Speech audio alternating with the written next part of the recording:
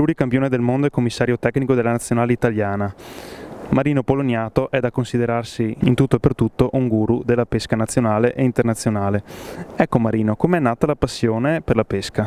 La passione è nata da piccolo, da piccolissimo, 4-5 anni, abito a Crocetta e davanti al mio negozio dove lavoro adesso, ma anche dove sono nato, corre il Brentella, il canale Brentella che è acqua del Piave vuol dire tante trote, e io vedevo sempre questi pescatori a pesca di trote e passavo il tempo a guardarli fin quando ho provato prima nei piccoli canaletti dietro casa e poi grazie ai miei genitori che mi hanno fatto la licenza ho cominciato a pescare proprio nella Brentella e anche qui nel Piave fin da piccolino. La scelta del posto di pesca fa parte un po' di tutto quel senso di essere pescatore, quindi di riconoscere i posti buoni che nel gergo del pescatore di trote si definisce come senso dell'acqua, cioè l'esperienza che ti fa capire dove si piazza una trota, perché una trota è un pesce territoriale che va a scegliersi un posto dove andare a cercarsi il cibo, e io pescatore devo andare a cercare di insidiarla esattamente in quel posto. Questo è il senso dell'acqua. In termini di carriera facciamo un passo indietro, qual è stata la gara che ricordi con più piacere? Penso che tutti gli sportivi che hanno una carriera molto lunga, io ho questi 32 anni di agonismo ininterrotto e ho vinto talmente tante gare importanti che quindi dare la priorità uno all'altra è difficile, però magari la prima volta che vinci il titolo individuale, il primo mondiale come ruolo di commissario tecnico sono i ricordi che ti rimangono più impressi, la prima trasferta all'estero, queste cose così. Che cosa cambia a livello proprio di ambiente tra lago, fiume e lago artificiale? Soprattutto una volta si tendeva a discriminare molto il pescatore che andava nei laghetti rispetto a quello che andava a cercare proprio l'approccio nell'ambiente naturale.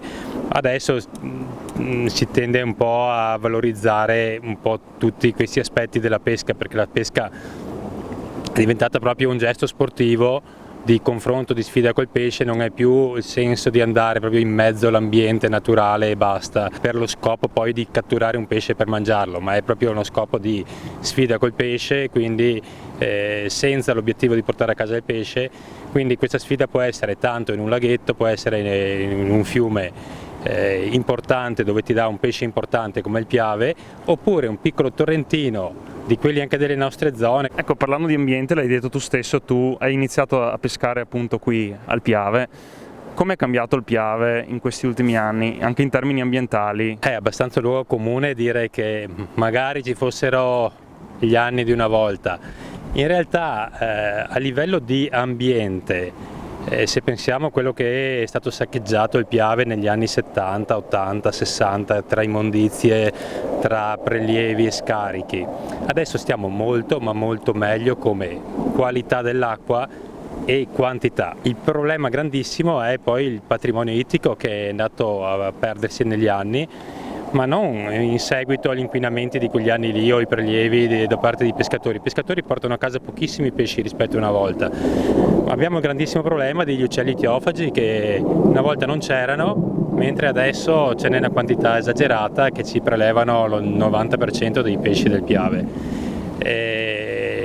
L'altro aspetto che è cambiato tantissimo è che una volta i pescatori come associazioni potevano fare dei grandissimi ripopolamenti, mentre adesso sono molto controllati e molto limitate queste quantità di pesce da immettere nel fiume per aumentare la pescosità poi per chi viene a pesca.